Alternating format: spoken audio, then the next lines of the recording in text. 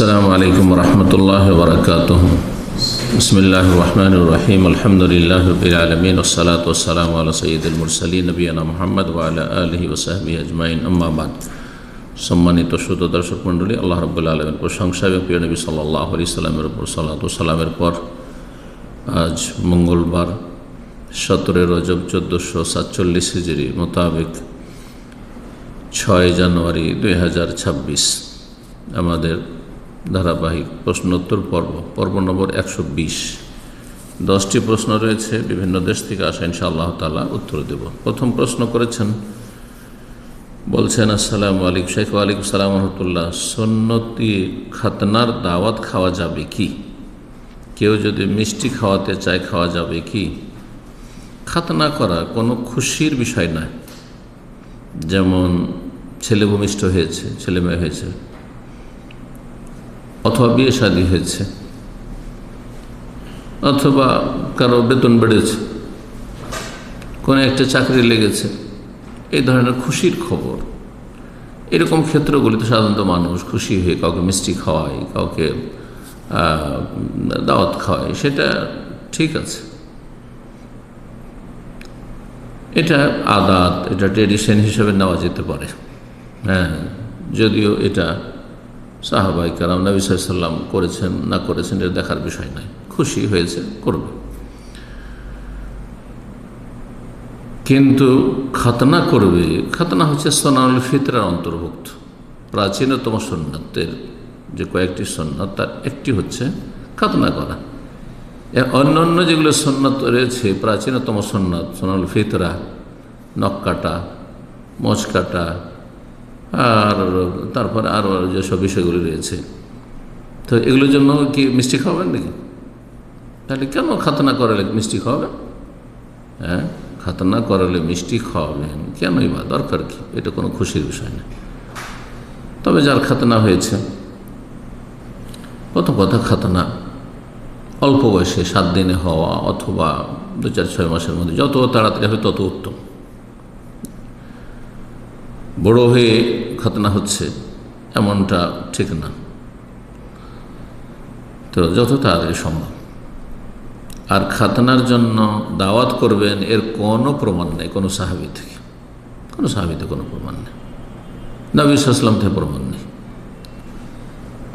সুতরাং কেউ ব্যক্তিগত কোনো ইমাম, কোনো আলেম ফতোয়া দিয়ে দিল যে আরব দেশগুলিতে প্রাচীনতম যুগ থেকে বা প্রাচীন যুগ থেকে আপনার চলে আসছে কিছু কিছু দাওয়াত, সেই জন্য সেটা চলবে না, সেটা শরীয়ত নাই।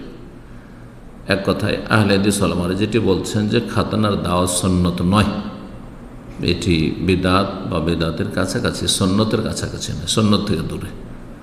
যেহেতু এটিকে এমন ধুমধামের সাথে করা হচ্ছে, যেমন বিয়ে শাদীর ওলিমার দাওয়াত হয় আর তাতে গিফট উপঢৌকন ছাড়া খাতনার দাওয়াত খেতে যাওয়া যাবে না, তো বড় একটি বিদআতের আকার ধারণ করেছে। সুতরাং এসব জায়েজ নয়। জি, ঘরের লোকেরা খাতনা হয়েছে, বাচ্চা যার খাতনা হয়েছে তাকে একটু মিষ্টি খাওয়ার জন্য মিষ্টি নিয়ে এসছে, সেটা ভিন্ন বিষয়। কিন্তু গ্রামে মিষ্টি খাওয়াবেন, মসজিদের জন্য মিষ্টি খাওয়াবেন, অথবা সবাই দেখতে এসছেন মিষ্টি খাওয়াবেন না, সব করবেন না। আল্লাহ তাআলা আলাম। 2 নম্বর প্রশ্ন, বলছেন, আসসালামু আলাইকুম শেখ। ওয়ালাইকুম সালাম। আমার প্রশ্ন হলো, গণতন্ত্র যেহেতু হারাম, সেহেতু আমরা একজন সালাফি হিসাবে গণতন্ত্রকে কতটুকু ভালোবাসবো? আপনার কথা তো সাংঘর্ষিক। গণতন্ত্র হারাম জানছেন, আবার ভালোবাসবো? কোনো হারাম কাজকে কেউ ভালোবাসে? মাকরুকে কেউ ভালোবাসে? মাকরু মানে তো ঘৃণিত, আল্লাহর কাছে ঘৃণিত, রাসূল সাল্লাল্লাহু আলাইহি ওয়াসাল্লামের কাছে ঘৃণিত, সাহাবায়ে কেরামদের কাছে ঘৃণিত, আইম্মায়ে কেরাম, মুহাদ্দিসিন, ফুকাহাদের কাছে ঘৃণিত, উলামাদের কাছে ঘৃণিত, মুসলিমের কাছে ঘৃণিত। এর নামই তো মাকরু। আর মাকরুর চাইতে শক্ত নিষিদ্ধ হারাম হচ্ছে হারাম। তারপরে জানছেন যে গণতন্ত্র হারাম, তারপরে কতটুকু ভালোবাসব? তো হারামকে ভালোবাসা যাবে? নিজেই বোঝা উচিত। জি, আল্লাহ সঠিক বুঝ দান করুন। হারামকে ভালোবাসা এটা হারাম, যেমন হারাম কাজে লিপ্ত হওয়া হারাম, তেমন হারামকে ভালোবাসা হারাম, হারামে যারা লিপ্ত তাদেরকে ভালোবাসা হারাম। জি, যতটা যার মধ্যে হারাম রয়েছে, পাপ রয়েছে, ততটা পরিমাণ তাকে ঘৃণা করতে হবে। সবচেয়ে বড় পাপ হচ্ছে শিরক, কুফর, নাস্তিকতা। সুতরাং এমন কোনো অপরাধ যদি থাকে যেটা শিরক, কুফর, বড় কুফরি, বড় শিরক, তাহলে তাকে পরিপূর্ণভাবে ঘৃণা করতে হবে আল্লাহ সন্তুষ্টের জন্য, দিনের স্বার্থে। তারপরে বলছে গণতন্ত্রে লিপ্ত থাকা ব্যক্তিকে কতটুকু ভালোবাসবো। গণতন্ত্রে লিপ্ত থাকা বলতে আপনি কি বোঝাচ্ছেন? একটা হচ্ছে গণতন্ত্রকে আদর্শ হিসাবে নিয়েছে, যেমন আজকাল রাজনৈতিক নেতা বলছে আমরা গণতন্ত্রে বিশ্বাসী, আমরা ডেমোক্রেসিতে ফেত রাখি, বিশ্বাস করি। তাহলে এটি কুফরি কথা। আমরা ইসলামে বিশ্বাস করি, ইসলামের বিধিবিধানে হালাল হারামে জায়েজ না জায়েজ বিশ্বাস করি, কোরআন সুন্নায় বিশ্বাস করি, ওহির বিধানে বিশ্বাস করি, গণতন্ত্রের কুফরিকে বিশ্বাস করি না। কিন্তু যদি পরিস্থিতি এমন হয় যে গণতন্ত্রে সাময়িক আদর্শ হিসাবে সেটা গ্রহণ না করে সাময়িক আমাকে অংশ নিতে হচ্ছে বড় অপরাধীকে প্রতিহত করার জন্য বা বড় খারাপ, বড় অনিষ্ট থেকে রক্ষার জন্য, দেশকে, জাতিকে অথবা নিজেদেরকে, মুসলিমদেরকে, তাহলে এটিকে মাসলেহাত বলা হয়। তাহলে সাময়িক অংশ নেওয়া যেতে পারে, সেটা কোনো দল হিসেবে না, গণতান্ত্রিক দল হিসেবে না। যেমন এক শ্রেণীর কথিত ইসলামপন্থীরা বলছে আমরা ইসলামী গণতন্ত্র করি, সেই জন্য আমাদেরকে সমর্থন করবে, এটা জায়েজ নয়। এই ফতোয়া যারা দিচ্ছে যে ইসলামী গণতন্ত্রে যারা বিশ্বাসী অথবা ইসলামী গণতন্ত্র যারা প্রতিষ্ঠা করতে চায়, তাদের সাথে থাকুন, এটি গুমরাহি কথা, এটি বিভ্রান্তিকর কথা। আল্লাহ হিদায়াত দান করুন। বলছেন এবং গণতন্ত্রের কতটা প্রশংসা করব? হারামের প্রশংসা করা যাবে? হারামের প্রশংসা করা হারাম, তাকে ভালোবাসা হারাম। আবার এই হারাম গণতন্ত্রে লিপ্ত থাকা ব্যক্তির জন্য আমরা শহীদের মতো, এত মহান শহীদের মৃত্যুর দোয়া কতটা করতে পারি? আদর্শিকভাবে যদি বিশ্বাসী থাকে গণতন্ত্রে, তাহলে কখনো শহীদ হবে না। আর যদি দেখে যে বড় মন্দকে, বেশি মন্দকে প্রতিহত করার জন্য, দূর করার জন্য কম মন্দ ছাড়া আমাদের কাছে কোনো বিকল্প নেই সাময়িক, তাহলে আল্লাহর ইচ্ছা হইলে আল্লাহ সেটা কবুল করতে পারেন। তার জন্য তার তৌহিদ ঠিক আছে, তার তৌহিদ পরিপন্থী এমন কিছু নেই যেটাতে ঈমান ইসলাম ধ্বংস হয়ে যায়, ঈমান ভঙ্গকারী বিষয় তার মধ্যে নেই, এগুলিকে আদর্শ হিসেবে বিশ্বাস করে না মানবরচিত বিধানকে, গণতন্ত্রকে। 5 ওয়াক্ত সালাত ঠিক আছে, 5 ওয়াক্ত সালাত যদি না থাকে তাহলে কেউ শহীদ হইতেই পারে না। বেনামাজি, আধা নামাজি কখনো শহীদ নয়। এসব মৌলিক যে ফারাইজ ও যে বাত রয়েছে, যেগুলি ইসলামের মৌলিক বিষয়, সেগুলি ঠিক আছে, তাহলে আল্লাহ শাহাদাতের মর্যাদা দিতে পারেন, দোয়া করতে পারেন। আর আপনি দোয়া করলে, আমি দোয়া করলে যে শহীদ হয়ে যাবো, জরুরি নেই। গোটা দুনিয়া যদি দোয়া করেন, আল্লাহ বলেন যে না এই শহীদ হওয়ার যোগ্য নয়, তাহলে সে শহীদ নয়। আর শহীদের সার্টিফিকেট দেওয়ার অধিকার একমাত্র তার ছিল যার কাছে ওহী আসত, রাসূলুল্লাহ সাল্লাল্লাহু আলাইহি ওয়াসাল্লাম। অন্য কোনো ব্যক্তির এই সার্টিফিকেট দেওয়ার অধিকার নেই। কোনো সাহাবিও সার্টিফিকেট দেননি, কোনো ইমাম আবু হানিফা, শাফি, মালিক, আহমদ কাউকে সার্টিফিকেট দেন অমুক শহীদ, না, জায়েজ নয়। আল্লাহর কাছে আশা করি তিনি শহীদ হবেন, আল্লাহর কাছে দোয়া করি যেন তার শাহাদাত কবুল হয়, এটা বলা যাবে যদি সর্বনিম্ন ঈমান ইসলাম টিকে থাকে। জি, বড় কুফরি না থাকে, বড় শিরক না থাকে, ঈমান ভঙ্গকারী বিষয় না থাকে, 5 ওয়াক্ত নামাজি হয়। জি। 3 নম্বর প্রশ্ন। আসসালামু আলাইকুম শেখ আলিম সাতুল্লাহ, আমি 2 বছর আগে একটা 5% জমি কিনি, যার মূল্য ছিল এত লাখ টাকা, কিন্তু কেনার সময় নিয়ত ছিল বাড়ি করব এবং সেটা বালি দিয়ে না কি বলছে, বালি দিয়ে বরাদ্দ করছি, বরাদ্দ করাবার কি ভরাট করছি, কিন্তু 1 বছর পর আবার তার পাশে আরেকটা জমি পাই যেটা 11% বেশি ছিল, তাই সিদ্ধান্ত নিয়ে 5% বিক্রি করে নতুন 11% কিনব 20 লাখ টাকা দিয়ে এবং 5%টা বিক্রি করছি 20 লাখ টাকা। এখন প্রশ্ন হলো 5% জায়গা কি জাকাত দিতে হবে? যদি বাড়ি করার জন্য কিনা থাকেন তাহলে জাকাত দিতে হবে না। যদি ব্যবসা বাণিজ্য করার জন্য যে টাকা পয়সাটা বাড়তে থাক, জমির দাম বাড়ছে, তাহলে জাকাত দিতে হবে।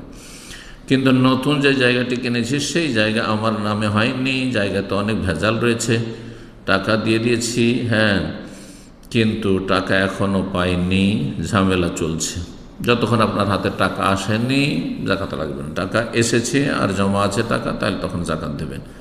আর যদি টাকা পাওয়ার সাথে সাথে বছর পুরা হওয়ার আগেই আপনি অন্য জমি কিনে নেন আর সেই জমি বাড়ি করার উদ্দেশ্যে হয় অথবা চাষাবাদ করার উদ্দেশ্যে, তাহলে তাতে জাকাত লাগবে না। 4 নম্বর প্রশ্ন বলছেন, আসসালামু আলাইকুম ওয়ালাইকুম সালাতুল্লাহ। প্রশ্ন হলো, মসজিদের ইমাম সাহেব ওর খাওয়ার জন্য মসজিদে দুটো টিফিন বাটি রাখা আছে। মসজিদের কমিটির পক্ষ থেকে বাড়ি থেকে খাবার আনার জন্য তা সত্ত্বেও উনি বাড়ি বাড়ি খাবার খেয়ে বেড়াচ্ছে। জি, এটা কতটা শরীয়ত সম্মত? এটা তাকওয়ার পরিপন্থী। যেখানে সে সসম্মানে মসজিদে বসেই, মসজিদের পাশে যে তার রুম রয়েছে সেখানে বসে খেতে পারবে, মাদ্রাসায় খেতে হবে, তারপরে কিছু শিক্ষক রয়েছে অথবা কিছু ইমাম রয়েছে যারা বাড়ি বাড়ি খেতে পছন্দ করে। কারণ বাড়ি বাড়িতে গেলে একটু মহিলাদের একটু দেখতে পাবে, একটু কথা বলতে পাবে। কখনো কখনো পর্দা তো নেই আমাদের দেশে, ইল্লা মাশাআল্লাহ, হ্যাঁ, সরাসরি এসে আপ্যায়ন করছে, খাওয়াচ্ছে, মহিলা খাওয়াচ্ছে। আমি এমনও পরিবার জানি, মাদ্রাসার ছাত্র খাওয়া দাওয়া করছে আর ওকে, হ্যাঁ, যে লজিং মাস্টার বাড়িওয়ালা, তার মেয়ে, সাবালিকা মেয়ে, তাকে হাত পাখার বাতাস করছে। ওই যুগে, যে যুগে ফ্যান ট্যান কারেন্ট ছিল না, সেই যুগে এই ফিতনা, লজিং খাওয়ায়, জায়গির খাওয়াতে বড় ফিতনা রয়েছে। এজন্য কারো বাড়িতে খেতে যাওয়া অথচ আপনি ঘরে বসে খেতে পাচ্ছেন, এটি আল্লাহ ভীরুতার, তাকওয়ার, পরেশগারির পরিপন্থী। এতে পরেশগারি মানুষের নষ্ট হয়ে যায়, বা পরেশগারি নেই বলে এইসব কাজ করছেন। কেন করবেন আপনি? জি, এগুলি হচ্ছে মানুষের পাপের কাছাকাছি চলে যাওয়া আর নেকির রাস্তা থেকে দূরে সরে যাওয়া। আল্লাহ হেদায়েত দান করুন সবাইকে। সবসময় ভালো অবস্থায় থাকার চেষ্টা করবেন, ফিতনামুক্ত থাকার চেষ্টা করবেন। 5 নম্বর প্রশ্ন বলছেন, আসসালামু আলাইকুম শেখ ওয়ালাইকুম। আমি একজন আলেমের লেকচার থেকে শুনেছি সকালে জিকির বলতে ফজর পর থেকে সূর্য ওঠা পর্যন্ত, এবং সন্ধ্যার জিকির আসর পর থেকে সূর্য ডোবা পর্যন্ত। জি, এটা উত্তম, এটা উত্তম, কিন্তু এটা আবশ্যক যে সূর্য উঠে গেলে আর সকালে জিকির হবে না, আর সূর্য ডুবে গেলে আর সন্ধ্যার জিকির হবে না, এই কথাটি, ফতোয়াটি ঠিক নয়। অল্প কিছু আলেমদের এরকম ফতোয়া আছে যে সূর্য ডুবে গেলে জাওয়ালের পর থেকে, জোহর পর থেকে জিকির আজকার সন্ধ্যাবেলা করতে পারেন, আর আসর পর উত্তম, আসর পর সন্ধ্যা উত্তম, আসর থেকে নিয়ে মাগরিব। কিন্তু মাগরিব পর করা যাবে না, এই ফতোয়াটি ভুল ফতোয়া, ঠিক না। এইরকমই ফজরের সালাত পড়ে বা ফজর যখন শুভ সাদেক হয়েছে তারপর থেকে আপনি সকালবেলা জিকির পড়তে পারবেন, সূর্য ওঠা পর্যন্ত পড়ে নেন। ফজর পরে, ফজর আগে, সালাতের আগে, আজান ইকামতের মাঝখানে, কোনো অসুবিধা নেই। কিন্তু সূর্য উঠে গেলে পড়া যাবে না, এই কথা যদি তার উদ্দেশ্য থাকে তো ভুল কথা, এটি ঠিক না। জি, কারণ কোরআনে কারিমে যে শব্দগুলি এসেছে সকাল সন্ধ্যার জিকির সম্পর্কে, সেগুলিতে বিল আশি ওয়াল ইবকার, সকাল আর আশি, আশি মানে বৈকাল, আশি মানে বৈকাল, সেটা জাওয়ালের পথে শুরু হয়ে যায়। আর এবকার সকালবেলা বলা হয় যতক্ষণ পর্যন্ত মাথার উপর সূর্য আসেনি ততক্ষণ পর্যন্ত সকালবেলা। সুতরাং সকালবেলার জিকির সূর্য মাথার উপর আসা পর্যন্ত করা যাবে, বৈকালবেলার জিকির বা সন্ধ্যাবেলার জিকির মাথার উপর থেকে সূর্য গড়ে যাওয়ার পরে থেকে শুরু করে করা যাবে, রাত্রেও মাগরিব পরে করা যাবে। জি, যদি ভুলে যায় তো এসব পরে করতে পারে। জি, কিন্তু ভুলে না গেলে বিলম্ব করবে না এরকম। জি, কারণ কিছু বিজ্ঞ ওলামারা বলেছেন যে রাত্রে জিকির নয়, সেটা দিনেই করে নেবে। জি, আল্লাহু তাআলা আলাম।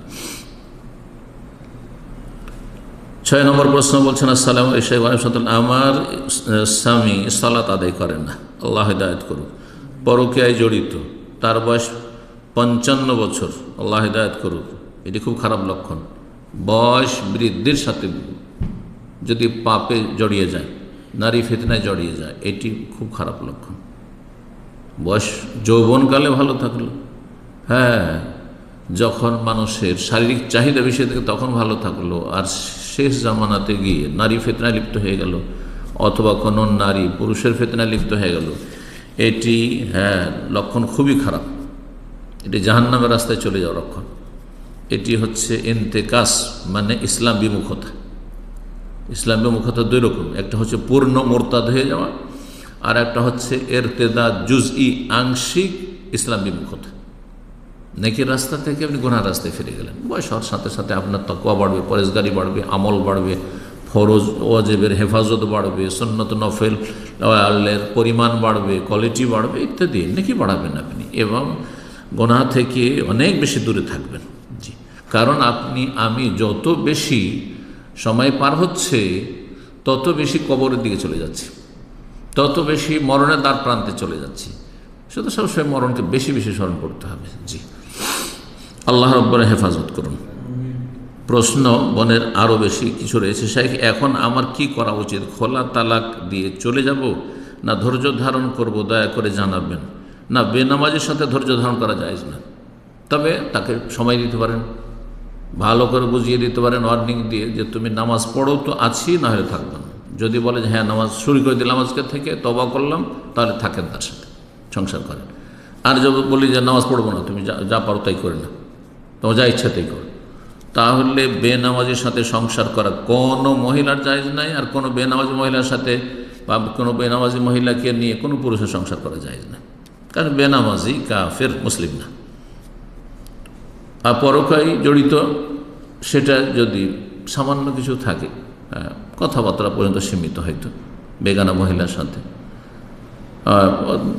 চ্যাটিং পর্যন্ত সীমিত, তাহলে এই ক্ষেত্রে সবর করা যেতে পারে, ফাঁসেই কাজ। কিন্তু যদি দেখা যায় ওর বদ অভ্যাস হয়ে গেছে, ব্যভিচারে লিপ্ত, তাহলে বদ চরিত্রের লোকের সাথে সংসার করে কোনো শান্তি নেই, নর হোক আর নারী হোক। জেনাকারী বা জেনাকারীর সাথে সংসার করে কোনো শান্তি নেই, দুনিয়ারও শান্তি নেই, আখিরাতেও শান্তি নেই। এরা নিকৃষ্ট সমাজের কীট। নাসাউল্লাহ সাল্লামাত আফিয়া। আল্লাহ যেন আপনাকে আপনার উত্তম ব্যবস্থা করেন। 7 নম্বর প্রশ্ন বলছেন, আসসালামু আলাইকুম, বাংলাদেশ মেহেরপুর থেকে বলছি। আমি আপনাকে আল্লাহর জন্য ভীষণ ভালোবাসি, আহাব্বাকুমুল্লাহ। শাইখ, সামান্য বিষয় আমার বোনের সাথে মনোমালিন্য হয়। আমার বোন আমার সাথে কথা বলে না, ফোন দিলে রিসিভ করেন না। এই অবস্থা আমি কি করতে পারি? আপনি ফোন দিতে থাকবেন মাঝে মধ্যে, খুব বেশি না যে একবারে 10 বার 20 বার 50 বার শুধু কল দিয়ে চলে যাচ্ছেন, এটা আবার বিরক্তিকর, এতে আরও সম্পর্ক খারাপ হয়। এটা করতে হয় না। হ্যাঁ, 1 দিন 2 দিন পর পর একটা করে কল দিয়ে দিলেন, উঠালো না, ঠিক আছে, কল কেটে গেল। আচ্ছা, কল রিসিভ করেন না, মেসেজ দেবেন। সোশ্যাল মিডিয়ায় যেগুলো মেসেজ দেওয়ার আছে সেগুলো তো একটা মেসেজ, লিখিত মেসেজ দেবেন। উত্তর দিক আর না দিক, আপনি প্রতি সপ্তাহে একটা করে মেসেজ দিয়ে দেবেন। ধরেন আপনার পক্ষ থেকে তো সালাম দিলেন, দোয়া করলেন আল্লাহ ভালো রাখুক, হ্যাঁ, বোনের জন্য, এবং আল্লাহ রাব্বুল আমাদের সংশোধনের তৌফিক দান করুন, আর আমি ভুল করেছি, আমি ভুল স্বীকার করছি, আমাকে ক্ষমা করে দেন, ব্যাস। আর তার মাঝে মধ্যে সালাম দিয়ে দোয়া দেবেন, সালাম করবেন। যেই ব্যক্তি সালাম দিয়ে দেয় সেই ব্যক্তি সম্পর্ক ছেদকারী নয়, সে গুনাহগার হবে না, সে আল্লাহর কাছে মুক্ত। কথাটি মনে রাখবেন। এই হচ্ছে আপনার পরামর্শ। 8 নম্বর প্রশ্ন বলছেন, আসসালামু আলাইকুম। ওয়ালাইকুম সালামতুল্লাহ। আমার অনুমতিতে আমার স্ত্রী কি নিজের মায়ের সাথে তার বাপের বাড়ি অথবা তার বোনের বাড়ি যেতে পারবে, সেটা যদি দূরের রাস্তা হয়? না, যদি সফরের রাস্তা হয় তাহলে সাবালক পুরুষ মাহরাম ছাড়া স্বামীর সাথে, অথবা এমন সাবালক পুরুষ যার সাথে স্থায়ী বিয়ে হারাম, মাহরাম ছাড়া যেতে পারবেন না। মায়ের সাথে মেয়ে সফর করতে পারবে না, সাবালিকা, বিবাহিত অবিবাহিত সাবালিকা মেয়ের সাথে মা সফর করতে পারবে না, নিজের বাড়ি যাওয়ার জন্য হোক, অথবা বাবার বাড়ি যাওয়ার জন্য হোক, অথবা বোনের বাড়ি যাওয়ার জন্য হোক। আর বোনের বাড়ি বেড়ানো এটি একটি ফিতনার কারণ।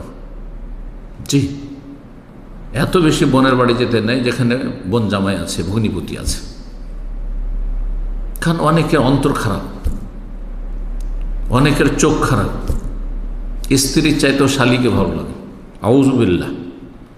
এই জন্য আমাদের দেশে এক শ্রেণীর পরিবার আছে, মূর্খ পরিবার। তারা করে কি, মেয়ের সন্তান হবে, তার পরিচর্যার জন্য, দেখাশোনার জন্য সাবালিকা মেয়েকে পাঠিয়ে দিয়েছে। এইদিকে সন্তান হয়েছে, ও সাবালিকা মেয়ে আছে, আর ওর দুলাভাই আছে, ও দুলাভাই ওকে নিয়ে, ওর শালিকে নিয়ে উধাও হয়ে গেছে বাড়িতে। আল্লাহ, সব ঘটনা আছে। সাবধান, সাবধান হে মুসলিম পরিবার, হে মুসলিম সমাজ, সাবধান। কখনো কারো সম্পর্কে সুধারণা রাখবেন না, কুধারণা রাখবেন না। আসল হচ্ছে আপনি শরীয়তের বিধান মেনে চলবেন। এইভাবে আপনার একটা সাবালিকা মেয়েকে তার বোনের বাড়ি বলে রেখে দিলেন, কিন্তু সেখানে তো বোন জামাই আছে। বোন তো ফিতনার কারণ না, কিন্তু বোন জামাই ফিতনার কারণ। জি, আল্লাহ হেফাজত করুন। জি, 9 নম্বর প্রশ্ন বলছেন, আসসালামু আলাইকুম শেখ ওয়ালাইকুম সালাতুল্লাহ, হিন্দুর মাংসের দোকানে যদি নিজে জবাই করি তাহলে কি সেটা জায়েজ হবে? কারণ পাত্রে তো হারাম রক্ত লেগে থাকে। আপনি নিজে জবাই করেন, বিসমিল্লাহ আল্লাহু আকবার বলে জবাই করছেন, তাহলে সেটি জায়েজ, সেই পশু খাওয়া জায়েজ। সেখানে অন্য অন্য পশু জবাই হচ্ছে, রক্ত লেগে আছে, আপনি তো গোস্ত ধুয়ে নেবেন, তাতে অসুবিধাটা কি? কোনো অসুবিধা নেই। গোস্ত ধুয়ে রক্ত পরিষ্কার না করে তার কেউ খায় না, কোনো অসুবিধা নেই ইনশাআল্লাহ। তাহলে কি খাওয়া যাবে? হ্যাঁ, খাওয়া যাবে। অথবা মুসলিম দোকান কিন্তু বেনামাজির দোকানে যদি নিজে জবাই করি তাহলে কি সেটা খাওয়া যাবে? কোনো অসুবিধা নেই। আপনি জবাই করছেন, বেনামাজি, একেবারে বেনামাজি, ওর জবাই খাবেন না। জি, সর্বশেষ প্রশ্ন, 10 নম্বর প্রশ্ন বলছেন, আসসালামু আলাইকুম শেখ ওয়ালাইকুম সালাতুল্লাহ, আল্লাহকে এক বলা যাবে না বলছে, এ কথা কি সত্য? না, সত্য না, মিথ্যা কথা, কোরআন বিরোধী কথা। আমি বলি তাহলে কোরআনে কারিমে এই আলোচকের আল্লাহ রাব্বুল আলামিন এলেমে আরও বেশি তৌফিক দান করুন এবং কোরআন হাদিসের আরও বেশি জ্ঞান দান করুন। আর যতটা যার জ্ঞান আছে সেই অনুযায়ী কথা বলবেন। সূরা ইখলাসে রয়েছে কুল হু আল্লাহু আহাদ, আল্লাহু আহাদুন। আল্লাহর সিফাত গুণ হচ্ছে আহাদ। আহাদ মানে একক। এখন বলবে একক বলা যাবে, এক বলা যাবে না। একটি আয়াতে আহাদ, আল্লাহকে কি বলা হয়েছে? আহাদ।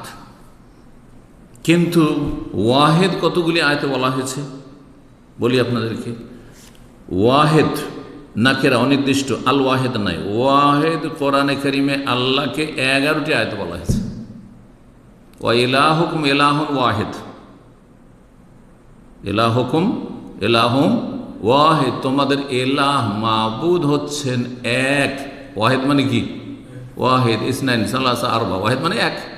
তাহলে আল্লাহকে এক বলা যাবে না? তাহলে আল্লাহ একও এবং এককও, দুটোই আল্লাহর সিফাত।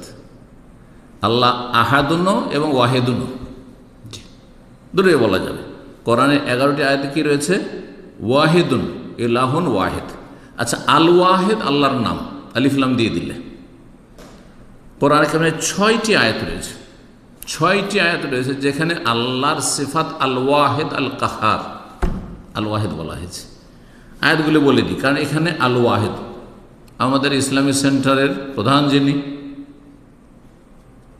এবং দাম্মাম ইউনিভার্সিটির যিনি ভাইস চ্যান্সেলর, তার নাম হচ্ছে শেখ আব্দুল ওয়াহেদ। আল ওয়াহেদের বান্দা।